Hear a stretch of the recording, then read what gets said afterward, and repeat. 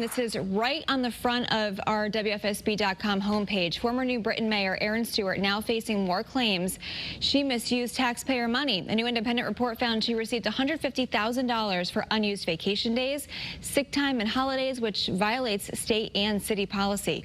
The report says several key members of her staff also got payouts totaling more than $50,000. She's accused of creating an agreement to receive a lifetime pension as well, despite being told by the city's own attorney she didn't qualify. The current mayor, Bobby Sanchez, put a stop to weekly payments going out to Stewart back in February. Now, though, the question is whether Stewart will face criminal charges. We're going to turn to your reporter Taylor Knight, who's live for us in New Britain. Taylor, what comes next? Well, Bobby Sanchez started these investigations as soon as he took office here at New Britain City Hall, and now we wait to find out if criminal charges will be brought against Erin Stewart.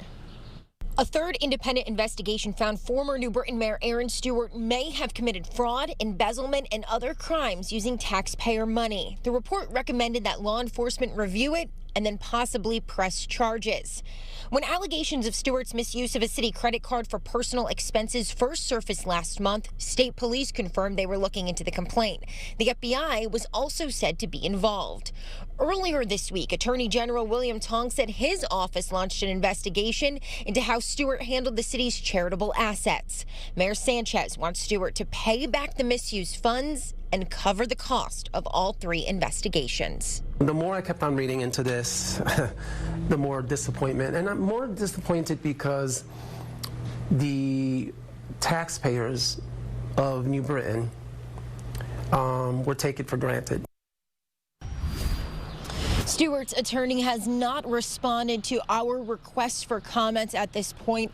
You can read the full report. It's up on our website, WFSB.com. Your reporter live in New Britain, Taylor Knight, Channel 3 Eyewitness News.